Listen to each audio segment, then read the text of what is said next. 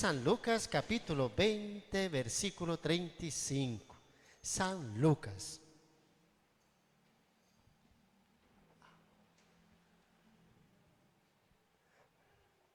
Gracias. Más adelantito, el versículo 35. 35. Gracias. Dice Jesús: pero aquellos que Dios juzgue que merecen gozar de la vida venidera y resucitar, sean hombres o mujeres, ya no se casarán. Los que merezcan gozar de la vida venidera y resucitar. Nosotros creemos en esa resurrección y Jesús dice: los que merezcan, los que tengan ese merecimiento de gozar de la vida venidera y resucitar, serán como los ángeles. Porque todos resucitaremos. La Biblia dice que todos vamos a resucitar, pero no todos vamos a resucitar para gozar. En el Evangelio de San Juan, amén, ¿qué dice? Y saldrán de las tumbas los que hicieron el bien y resucitarán para tener vida, pero los que hicieron el mal resucitarán para ser condenados. La tumba, todos los que hicieron el bien para una vida eterna, y los que hicieron el mal, todos resucitaremos, pero no todos para gozar. Todos vamos a resucitar en aquel día, todos.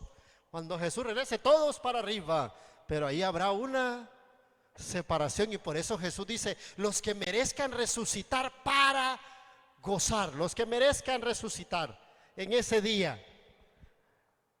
A Jesús le plantearon un problema de quién iba a ser esposa aquella mujer, y los saduceos, que no creían, quisieron ponerle a Jesús un dilema difícil de resolver, y le dijeron: mira, Señor, una mujer se casó con el primer hermano, y como no dejó hijos, y como la ley de Moisés mandaba que si el primer hermano moría y no dejaba hijos, el segundo tenía que casarse, y se casaron el segundo, el tercero, todos se casaron con ella. Y cuando llegue ese día de esa resurrección que tú hablas, le dice: ¿de quién va a ser esposa? Y ahí se aplica aquel chiste, ¿verdad? Hasta que la muerte los separe. Aquí no me vengas con cosas, ¿verdad? Ahí se aplica, ¿verdad? Y le dice: no, en aquel día, cuando los que merezcan gozar de esa vida venidera y de resucitar, ya no se casarán. No. Serán como los ángeles. Pero el tema principal aquí es la resurrección. Si bien es cierto, se usa el matrimonio como un ejemplo para hablar de la resurrección, aquí el punto central es hablar de esa resurrección en la que usted y yo creemos. Y cada uno de nosotros estamos aquí porque creemos que cuando el Señor nos llame a su presencia, como dice el canto, cuando el Señor me lleve a su presencia, a ese lugar, le adoraré cantando la grandeza de su poder y su infinito amor. Así que no vamos a resucitar para ver si nos volvemos a casar allá y a tener más hijos y a seguir lavando platos, ¿verdad? Y a seguir, no se preocupe. No. Es algo de Jesús, deja claro, van a resucitar. ¿Y cuál es el alabar, glorificar a Dios? Allá ya no se casa, ¿verdad? Así que tiene que casarse aquí si quiere casarse, ¿verdad? Si piensa que allá, no, cásese aquí, ¿verdad? Si no se ha casado, cásese aquí, ¿verdad? Casémonos aquí. No espere llegar allá para casarse, ¿verdad? Aquí es donde nos casamos, allá ya no. Aquí hay que casarse, ¿verdad? Aquellos que no se han casado todavía y están por ahí en unión libre, casémonos aquí, hermanos, allá no se puede. Casémonos aquí, ¿verdad? Pero lo importante es que Jesús habla de la resurrección, y el apóstol Pablo en la carta de Tesalonicenses hoy también habla de esa venida de Cristo, ¿verdad? Que está hablando del regreso de Cristo, y Pablo dice: no se dejen engañar. Esos que decían, ya vino, el Señor ya vino. Mire que es interesante porque el apóstol Pablo nos habla desde los primeros inicios del cristianismo habían personas vaticinando la venida del Señor. Y hay gente que va a decir, el Espíritu me dijo, dice, no le crean. ¿Cuántas personas no han sido engañadas porque ya viene el fin del mundo y le dan miedo y le meten estrés y hasta se enferma, y algunos hasta han vendido lo poquito que tienen y ya se desconfían y toda la cosa porque como ya viene el fin del mundo y ya, ¿verdad? Y entonces dice Pablo en esta carta de hoy, hay algunos que hasta hacen eso, y eso siempre ha sido un tema de todos los tiempos desde que inició el cristianismo. Y ahí viene el fin del mundo y ya se acabó, y dice Pablo, no, todavía no es el fin del mundo, todavía no se crean de todo eso, porque mucha gente es engañada. Tesalonicenses 2:4. Ahí está. Este enemigo se levanta contra todo lo que lleve el nombre de Dios y merece ser adorado, y llega incluso a instalar su trono en el templo de Dios, haciéndose pasar por Dios. Cuando estaba leyendo eso, hoy en día hay mucha gente que no le gusta que se hable de Dios. Le ofende si mira a otro orar. No quiere. Y ese es el enemigo, que no quiere que se alabe el nombre de Dios. Se va a encontrar usted en espacios que si quiere hacer una oración, no, aquí no, eso de religión, aquí no, en otro lado, aquí no. Y hay que estar vigilantes. Y el versículo 16 nos afirma que hay una esperanza de resurrección. Entonces, los que tengamos el privilegio de tener parte en la gloria de Cristo, sabemos que Él venció a la muerte. El profeta Isaías, en el capítulo 25, en el versículo 8, dice que el manto que cubría a la humanidad será destruido, y quien lo destruyó fue Jesucristo. ¿Y cuál es el manto? Pues es la muerte, ¿verdad? Esa muerte a la que todos los seres humanos le tenemos miedo por lo general. Hay personas que no le tienen miedo, pero por lo general es que este mundo es tan bello y no nos queremos morir, y eso es normal, que amemos la vida. Es normal, ¿verdad? Pero ese manto, dice el profeta Isaías en el capítulo 25, ¿verdad? Va a ser destruido. ¿Y quién lo vino a destruir? Pues es Jesús, porque cuando Él regrese será la resurrección de todas y todos nosotros. Resucitaremos los que están muertos, dice el mismo Pablo, primero, y los demás que estemos vivos seremos llevados. Esa es la promesa que encontramos en la palabra de Dios. Por eso nosotros debemos de mantenernos vigilantes en oración. ¿Y cómo podemos ser parte de esa resurrección? ¿Qué hacer nosotras y nosotros? Jesús en el Evangelio de San Lucas, en el versículo 36 dice, serán como los ángeles y serán hijos de Dios, dice. Los que merezcan resucitar serán hijos de Dios. Me acuerdo de una canción muy bonita que a veces se ha cantado aquí. Yo soy hijo de Dios, y sé que le hemos cantado, y dice, abrió el mar para que yo caminara, y hablamos de esa convicción de que somos hijas e hijos de Dios. Pero ¿quiénes son los hijos de Dios? Juan 1:12, hace unos domingos atrás lo estábamos viendo. San Juan capítulo 1 versículo 12. ¿Se recuerdan qué dice? Pero a los que le recibieron y creyeron en Él, les dio potestad de llegar a ser hijos. Un hijo de Dios es aquel que le ha recibido, pero que también cree en Él. Zaqueo recibió a Jesús en su casa, pero creyó en Él, hizo cambios en su vida. Voy a dar la mitad de lo que tengo, dice, voy a devolver al que le he robado. Eso es un cambio radical. No solo lo recibió en su casa, sino que creyó en Él y empezó a actuar como Dios quiere, cuál es la voluntad de Dios. Empezó a hacer esos cambios en su vida. No es solo recibirle. Y por eso Apocalipsis 3:20, otro versículo de mucha repetición en nuestras iglesias: mira que estoy a la puerta y llamo. Si abres, entraré y cenaré contigo, comeré contigo. Esa idea de la vida, de comer juntos, de esa amistad, de esa relación. Usted no invita a comer a una persona que no conoce, ¿verdad que no?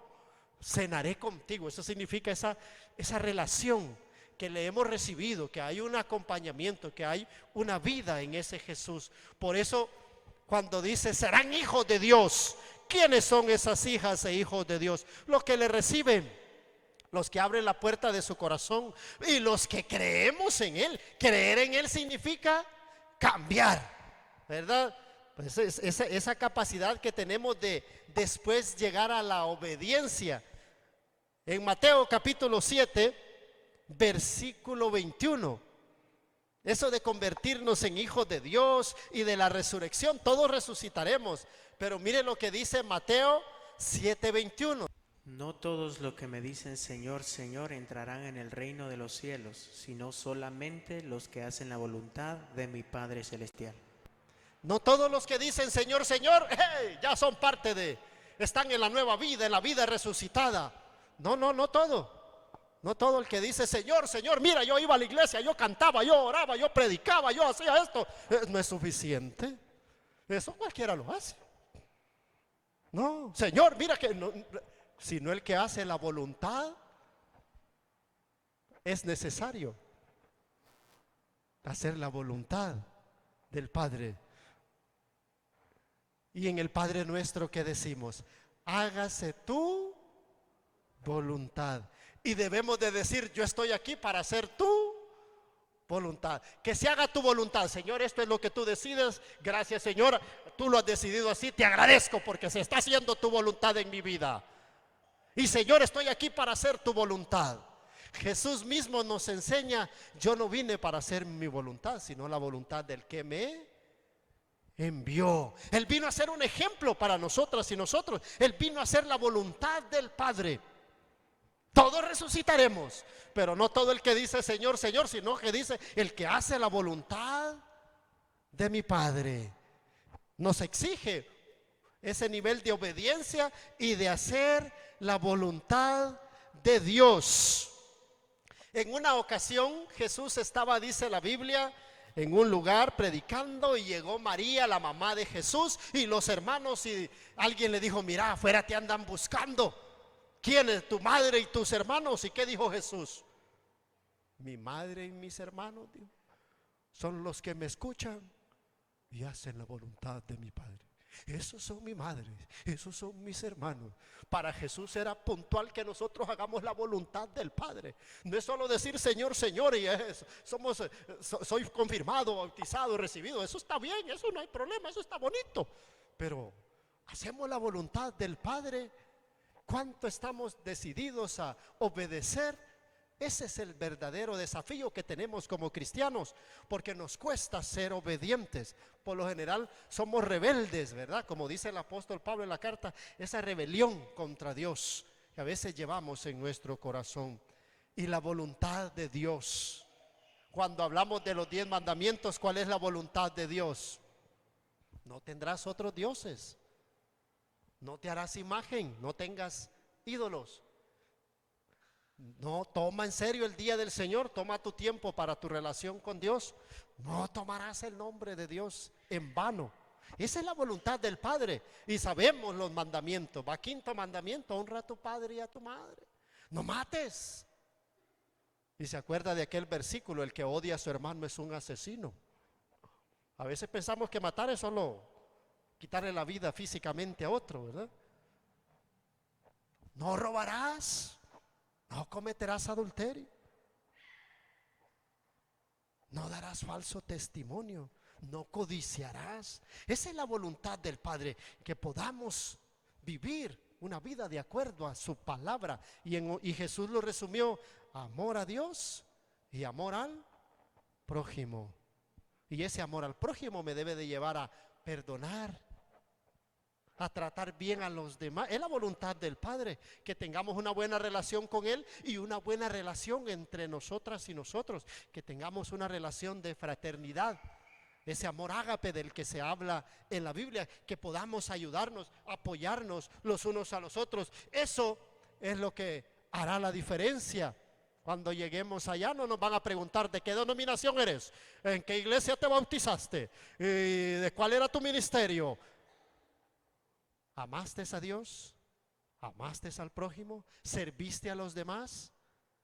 No atesoren, decía Jesús, riquezas en la tierra, atesoren riquezas en el cielo. Y cuando él hablaba de eso, hablaba de dar a los demás, de servir, de ser instrumento de Dios, porque el mismo Jesús vino para servir, no para ser servido, y nosotros estamos aquí para hacer la voluntad del Padre y para servir.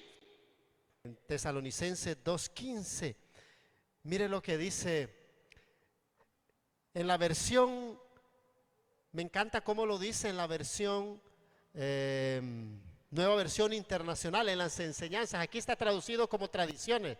Así que, hermanos, sigan firmes y no se olviden de las tradiciones. En la versión, la otra dice en la Reina Valera, y en la versión Nueva Versión Internacional y todo esto, aquí habla como de tradiciones, pero en otras versiones dice en las enseñanzas, porque la verdad son las enseñanzas. Sigan firmes en las enseñanzas en las tradiciones que les hemos enseñado personalmente y por carta. En la versión Reina Valera dice: sigan firmes en las enseñanzas, porque hoy hay unas enseñanzas que nos pueden perder.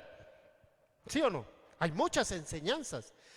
La semana, en el transcurso de esta semana, iba escuchando la radio, iba escuchando un predicador y me llamó la atención lo que estaba diciendo, solo para criticarlo al pobre, pero yo lo estaba escuchando, ¿verdad? Pero ¿qué decía? No se dice Jesús, se dice Yahshua, porque eso o sea, diciendo, cuando los que dicen Jesús están fuera de lugar. Y yo, interesante. Quiero ver qué aprendo de este. ¿Y saben qué? Imagínense que un norteamericano viniera aquí y nos dijera: no se dice San Juan, se dice San John. Algo parecido. Porque la Biblia no fue escrita en español, el idioma original es el griego y el hebreo. Por lo tanto, lo que usamos es una traducción del nombre. O que nosotros nos encontráramos en Estados Unidos y le digamos a un norteamericano allá: no se dice San John, se dice San Juan, porque usted está equivocado. Es una traducción.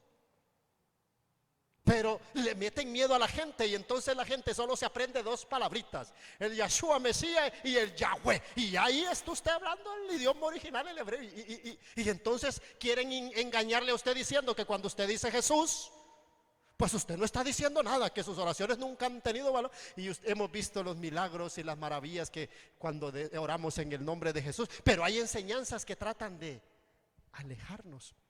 Yo les hablaba el domingo pasado a ustedes de la reforma, que la reforma, el gran pleito era la venta de indulgencias, ¿verdad?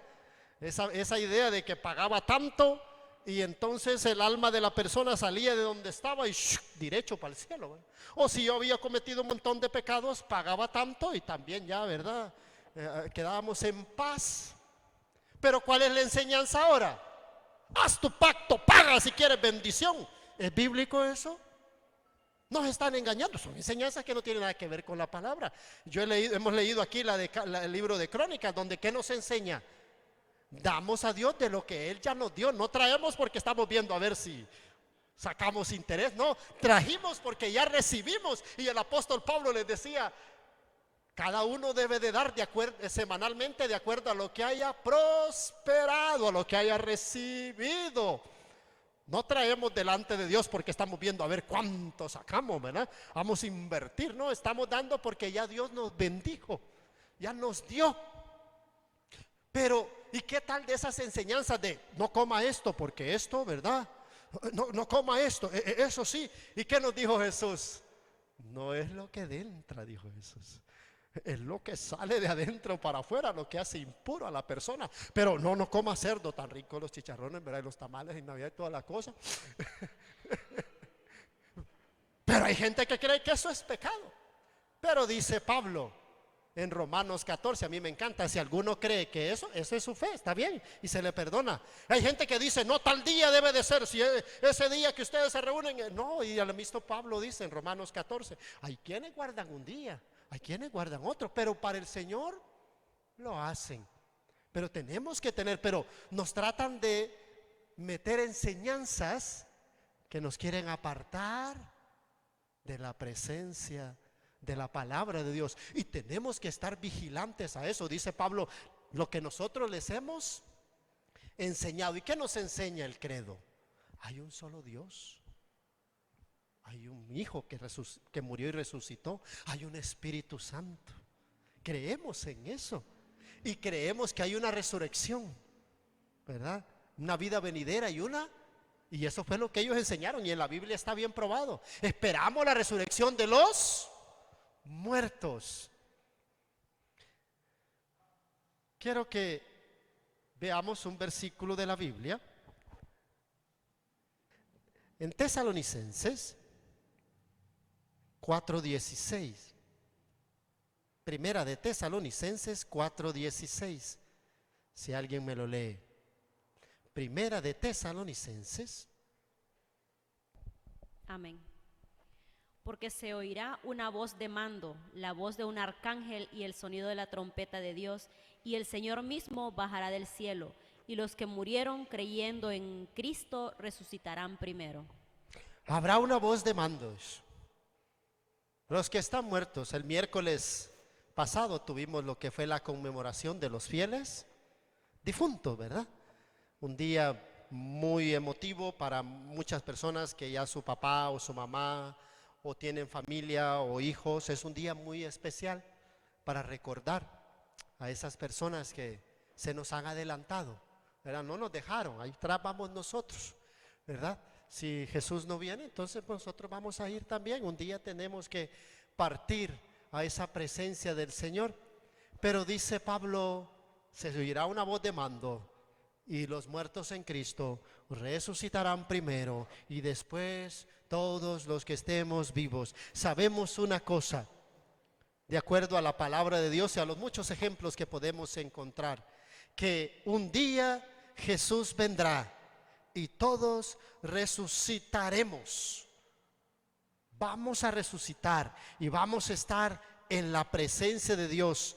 Y tenemos muchas cosas que agradecerle a Dios, tanto los que están muertos como los que estamos vivos. Y una de las cosas más maravillosas es que nos une la misma esperanza. Los que están muertos mueren con una esperanza.